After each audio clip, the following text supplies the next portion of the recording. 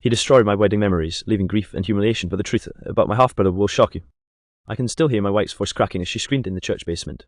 The kind of scream that freezes blood. I dropped the champagne glass in my hand, shards exploding across the floor as I rushed toward the sound. S turned, faces twisted in confusion, then in horror, as we realized what had happened. The projector was supposed to be showing the video highlights of our wedding ceremony, my bride walking down the aisle, my trembling hands fumbling with the ring, a radiant smile as we were declared husband and wife. But instead, the screen was black. Then static. Then nothing. I saw her, still in her gown, clawing at the laptop that had all the files. "Where are they?" she sobbed, her hands trembling. The videographer was pale, stammering, scrolling frantically through empty folders. The photos, the videos, everything we'd entrusted to him were gone. Deleted. I shoved past people and demanded, "What do you mean gone?" My throat was raw, fury mixing with dread.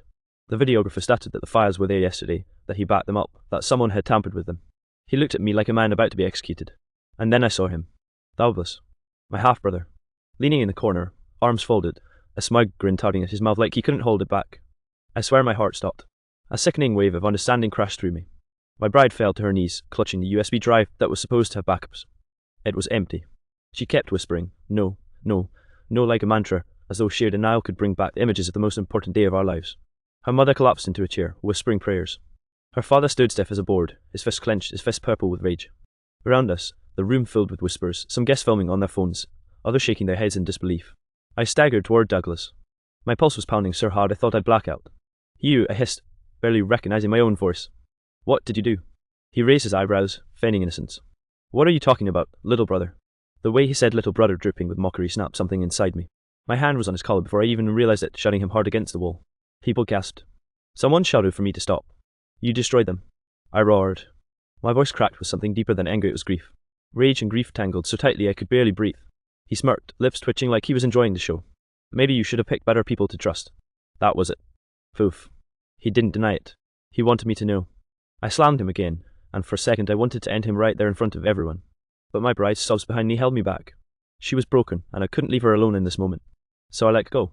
He straightened his shirt, grinning, brushing off imaginary dust. "The temper," he said under his breath. I turned back to the chaos. The videographer had tears in his eyes as he stammered apologies. "They're gone. Every bag. Someone wiped them clean. I swear I don't know how." My bride was rocking back and forth on the floor, clutching her bouquet like a lifeline, her veil slipping. She looked at me with wet, ruined eyes and whispered, "Why would someone do this to us?" Why indeed? The answer was standing 10 feet behind me, grinning like the devil himself. And in that moment, I made a silent promise.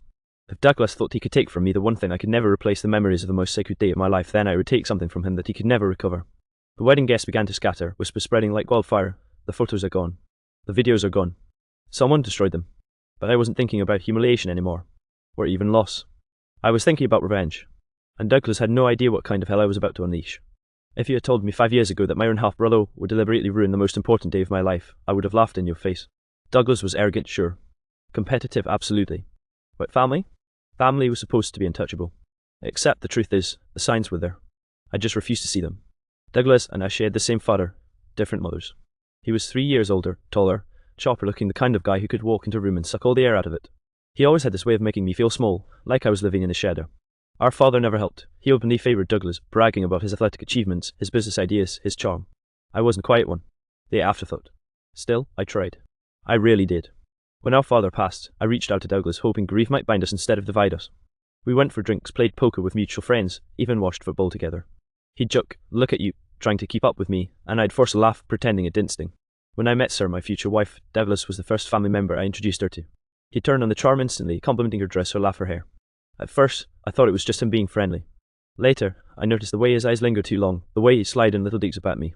"Don't settle for my brother's cooking," he teased her once at the barbecue. He nearly burned down the kitchen in college. He made sure everyone laughed, including her.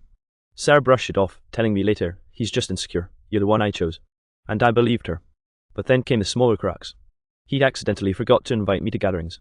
He'd post pictures with mutual friends, caption "family first" without me in them. When I confronted him once, he smirked and said, "Don't be so sensitive, you're not the center of the universe." I should have seen it. The real test came when Sarah and I got engaged. Douglas hugged me, clapping me on the back, and said, "Wow, can't believe she said yes." The word stung, but everyone laughed, so I bit my tongue. We asked him to be a groomsman. He smirked, "You sure you want me standing up there? I might upstage you." Again, everyone laughed. I laughed too. But inside, something twisted. As wedding planning took over our lives, Sarah noticed how tense I got around him. She said gently, "Maybe don't give him so much power over you. He's your brother. He'll come around." God, how I wish she'd been right. There were warning signs even during the wedding prep. Douglas forgot to RSVP for the rehearsal dinner. He showed up late to tux fittings, making excuses about work.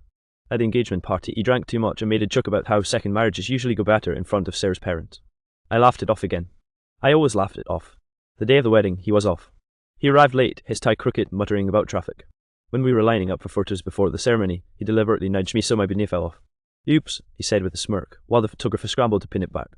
And yet, when I looked at him standing at the altar behind me, I told myself, he's my brother. Whatever tension we have doesn't matter today. That lie carried me through the happiest ceremony of my life. Sarah looked radiant, our vows were shaky but heartfelt, and for a brief moment I forgot Douglas even existed. Until the reception.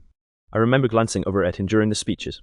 While Sarah's maid of honour wept through her toast and my best man nearly had everyone rolling on the floor, Douglas sat back with a smug little grin. Like he knew something no one else did.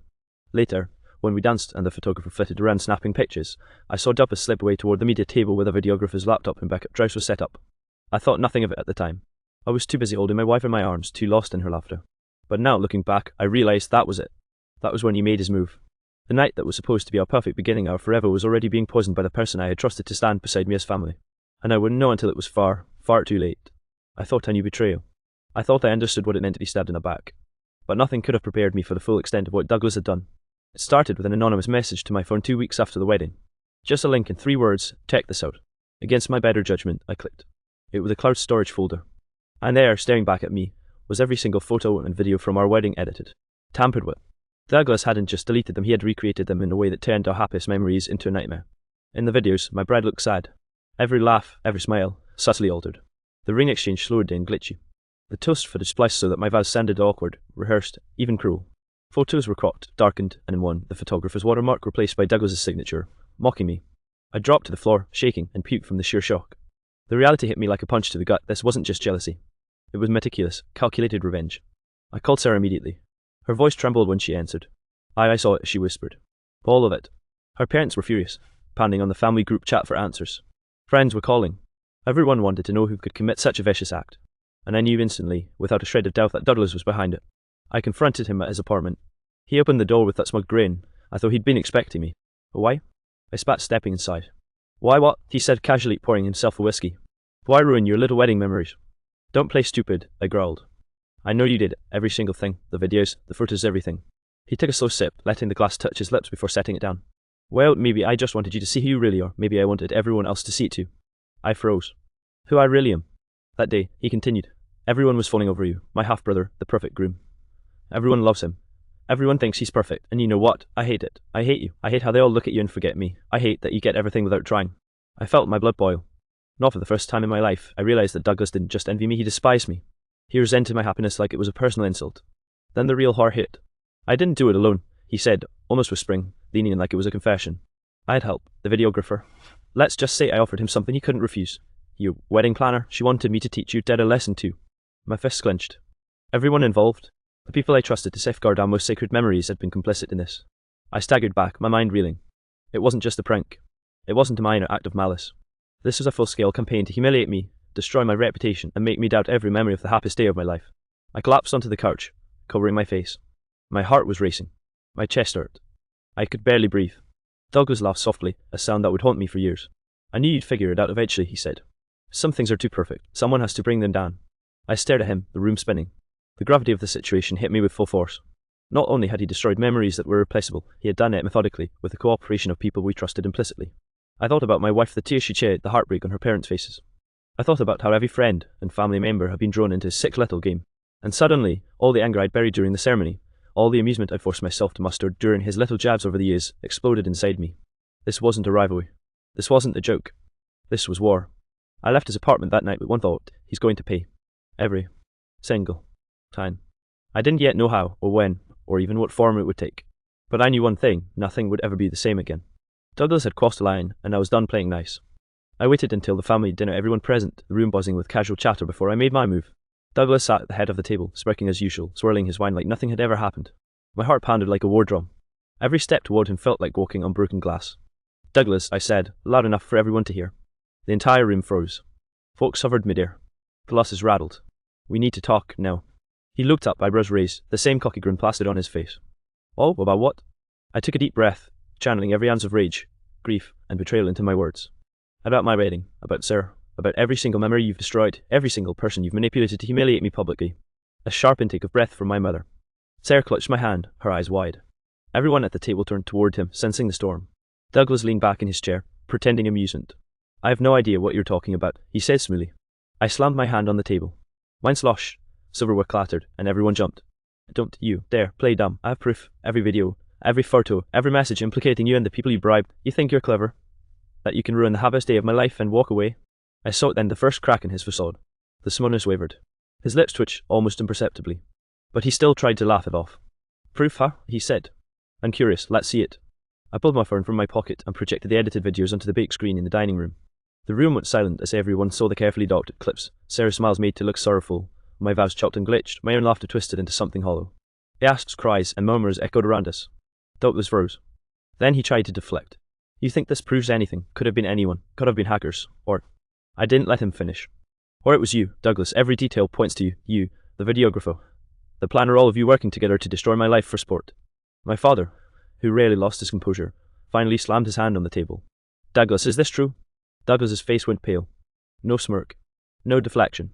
Just the bitter, ugly truth finally surfacing. Maybe I got carried away, he muttered, his voice low, venom leaking through. Carried away. Carried away. My blood boiled hotter than I could ever describe. Carried away. He had obliterated my wedding memories, the single day I would have remembered forever. The people we trusted, the moments we cherish, all turned into a grotesque joke, and he called it carried away. Sarah sobbed openly. My mother was shaking her head, weeping. My father's face was red, veins bulging in his neck. My siblings were silent, some unable to believe the confession. I looked at Douglas and whispered, dangerously calm, you have no idea what's coming next. By the end of that evening, the fallout was catastrophic. The videographer and wedding planner were fired and faced lawsuits for complicity. Douglas received a formal restraining order from Sarah and me. Social media, spurred by some of our friends who witnessed the confrontation, erupted. He was publicly shamed, his reputation in tatters. Financial consequences followed. He had to pay restitution for damages and legal fees. His relationships with our extended family deteriorated. Cousins and aunts who once called him for holidays now ignored him entirely. Even his so-called friends distanced themselves once they realized the full extent of what he'd done. But perhaps the most brutal consequence. His own guilt, the heavy weight of his actions finally pressing down.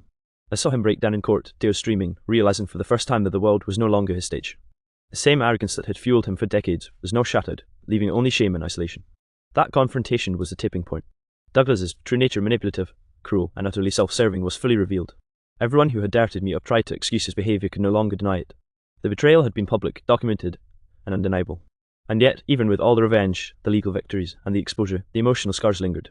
Because no amount of justice could restore the wedding memories, the laughter, the untainted joy of that day. Those moments were gone forever. But I had survived. And Douglas would live every day knowing just how thoroughly he had been defeated, not by physical force, not by money, but by exposure, truth, and the complete erosion of his life as he knew it. The days after Douglas's public exposure was real. The rage that had consumed me during the confrontation began to ebb, leaving behind a hollow, aching exhaustion. I had my revenge, legal, social, and personal, but it didn't bring back the wedding videos, the laughter, the untainted memories. That was gone forever. Sarah held me through it all. Every night, we'd sit on the couch, her head on my shoulder, both of us staring at the silence where our wedding date had once existed in our hearts. We'll make new memories, she whispered one evening, though I could hear the tremor in her voice. And slowly, I began to understand that recovery wouldn't come from anger. It would come from rebuilding piece by piece, day by day. Therapy became a lifeline. At first, I resisted. I'd always thought I could handle my own demons. We're sitting in that chair, talking through the betrayal, the humiliation, the gut-wrenching grief. I began to see the depth of the scars Douglas had left. The counsellor made me confront not just his actions, but the way I had ignored the red flags for years. You trusted someone who consistently undermined you, she said gently, and you need to forgive yourself for that oversight. It wasn't easy. Nights were the worst. I'd wake up screaming, images of Douglas's smirk flashing behind my closed eyelids. I'd check my phone reflexively, half expecting another cruel message, though I knew he had no power anymore. Every day felt like walking through shards of glass, reminding me of what had been stolen. But slowly things shifted. I started recording new moments intentionally. Sarah and I took a trip to the mountains, a small wedding anniversary celebration to reclaim what we could. I learned to be present, to focus on the smiles we could create now instead of mourning the ones he destroyed. I also learned the power of boundaries. Douglas tried to reach out once, an email dripping with insincere apologies and excuses. I didn't respond. I deleted it, blocked him, then finally accepted that some people are incapable of redemption. Protecting myself meant severing ties completely. Family dynamics were complicated. Some relatives, who had initially hesitated to believe the truth, became staunch supporters, helping Sarah and me navigate the emotional aftermath. Others, who had been passive or complicit, faded away. That loss stung, but it also taught me who truly mattered. I took practical steps too. I created digital backups of every new photo, every new video, storing them redundantly in multiple cloud systems and hard drives. I learned editing software, not to recreate what was lost, but to ensure nothing like this could ever happen again. Every frame, every memory I could control, I did so meticulously. Through this process, I realized something crucial. Recovery wasn't about erasing the trauma, it was about reclaiming agency. Daedalus had tried to humiliate me, to strip me of joy and dignity, but he had underestimated my resilience, my capacity to rise from the wreckage he had made. Months turned into a year, and gradually the heaviness lifted. I started speaking openly about the experience with trusted friends, sharing the rawness of my anger and heartbreak. Their support became a balm, helping me process the unthinkable.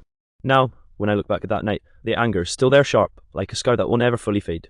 But it no longer dominates me. I have learned to live alongside it, to use it as a reminder of my strength and boundaries. I have rebuilt trust carefully, learned to listen to my instincts, and chosen family and friends who genuinely have my back. Sarah and I are stronger than ever. Our love is no longer naive, it is battle-tested. Every laugh, every touch, every quiet evening together carries the weight of survival, resilience, and triumph over the darkness that was tried to impose. And Douglas, he is a cautionary tale now, a study in envy and destruction. But he no longer has the power to dictate my emotions, my joy, or my memories. I survived, I healed, and I grew stronger than the betrayal he inflicted. I still grieve what was lost, but I no longer let that grief define me. I've taken back my life piece by piece, memory by memory. The most brutal betrayal I've ever faced didn't break me. It forged me into someone unshakable, unrelenting, and fully aware of who deserves my trust and who doesn't.